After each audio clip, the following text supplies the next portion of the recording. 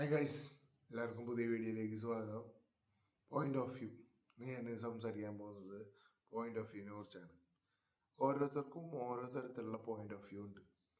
ഇപ്പോൾ ഒരാൾക്ക് ശരി തോന്നുന്ന കാര്യം വേറെ ചിലർക്ക് തെറ്റെന്നാവും തോന്നുന്നുണ്ടാവുക. അത് ഒരു എന്താ പറയുക, മനുഷ്യസഹജമായ കാര്യമാണ്.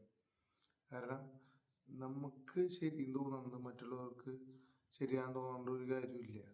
പക്ഷെ മറ്റുള്ളവരെ ഞാൻ പറയുന്നത് മനസ്സിലാവണ്ടോന്ന് അറിയില്ല കേട്ടോ. കാരണം ഇത്തിരി ഇങ്ങനെ പറഞ്ഞു പോയി കഴിഞ്ഞാൽ ശരി തെറ്റ് എന്ന് പറഞ്ഞു കഴിഞ്ഞാൽ ഇതിങ്ങനെ മിക്സായി പറഞ്ഞുകൊണ്ടേയിരിക്കും. അപ്പോൾ കൂടുതൽ പ്രശ്നം പറയണവന് കേൾക്കുന്നവന് മനസ്സിലാവില്ല ഇത് ഞാൻ എന്താ പറയാൻ ഉദ്ദേശിക്കുന്നത്. കാരണം നമ്മുടേതായ രീതിയിൽ നമ്മൾ ഓരോരോ കാര്യങ്ങളെക്കുറിച്ച് നമുക്കൊരു അഭിപ്രായം ഉണ്ടാവും. ആ അഭിപ്രായം ശരിയെന്ന് തോന്നുന്നുണ്ടാവും, തെറ്റെന്ന് തോന്നുന്നുണ്ടാവും. പക്ഷെ അതൊരാളുടെ വ്യക്തിപരമായ കാര്യമാണ്. അപ്പോൾ ഒരാളെങ്കിൽ ഇനിയിപ്പോൾ ഇതും ഇന്ന് വീഡിയോയിൽ കിട്ടും, സന്തോഷമായി. ഇനിയിപ്പോൾ ഇത്ര നേരം കുറച്ചുണ്ടായിരുന്നില്ല, ഇപ്പോൾ വീഡിയോ എടുക്കാൻ തുടങ്ങിയപ്പോൾ ചുട്ടക്കൊലയായി. എൻ്റെ വീട്ടിലെ പട്ടിയില്ല. അപ്പോൾ പിന്നെ ഇനിയിപ്പോൾ ഈ സൗണ്ട് നിങ്ങൾക്ക് ഡിസ്റ്റർബൻസ് ആവുമെന്ന് അറിയാം. പക്ഷേ നമ്മുടെ ഒരു സിറ്റുവേഷൻ അനുസരിച്ച് പറ്റില്ല. ഇപ്പോൾ നമുക്ക് ക്യാമറ നോയ്സ് ക്യാൻസലേഷനുള്ള മൈക്കൊന്നും ഇല്ല. ഉള്ള മൈക്ക് ഉപയോഗിച്ചപ്പോൾ എന്തായിട്ടായെന്ന് അറിയാലോ.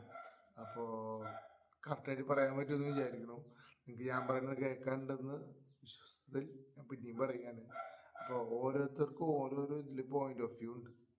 ഇപ്പോൾ നമ്മൾ എന്താ ചെയ്യാൻ ഇനി എന്താ ചെയ്യേണ്ടതെന്നൊന്നും നമുക്കറിയില്ല.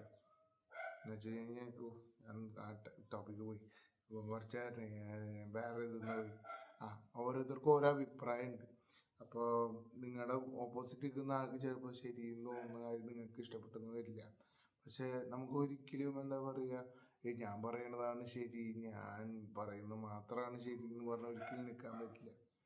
നമ്മൾ ആദ്യം ഒരു കാര്യം കേൾക്കുമ്പോൾ തന്നെ അതിനെക്കുറിച്ച് അറിയാൻ ശ്രമിക്കണം. അതിൻ്റെ എല്ലാം മറ്റെന്താ പറയുക കാര്യങ്ങളും അറിഞ്ഞിട്ട് ശേഷം മാത്രമാണ് നമുക്കൊരു അഭിപ്രായം പറയാൻ പാടുള്ളൂ. അല്ലെങ്കിൽ നിങ്ങൾ അഭിപ്രായം പറയാതിരിക്കുക. കാരണം നമുക്കറിയാത്ത കാര്യത്തിനെ കുറിച്ചിട്ട് നമ്മൾ കേട്ടാൽ മതി.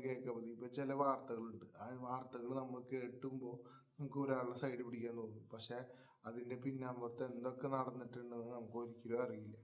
അപ്പോൾ ആ സത്യാവസ്ഥ അറിയാണ്ട് നമ്മൾ ഒരാളെ കുറ്റപ്പെടുത്തുന്നത് ശരിയായ കാര്യമല്ല എന്നാണ് ഞാൻ വിശ്വസിക്കുന്നത്. കാരണം ഒരു വാർത്ത എന്ന് പറയുന്നത് ഒരു വൺ സൈഡഡ് വാർത്തയായിരിക്കും. അതിൻ്റെ ബാക്ക് സ്റ്റോറി നമുക്കറിയില്ല, അതിൻ്റെ കേസുകൾ അറിയില്ല. And of course news channels അതിനുള്ള ടൈമില്ല, എല്ലാ കാര്യവും പറയാനുള്ള ടൈമില്ല. അപ്പോൾ അവരെന്ത് ചെയ്യും, അവരുടേതായ എന്താ പറയുക ആ ഒരു സ്പേസിൽ അവരൊരു കാര്യം പറയും.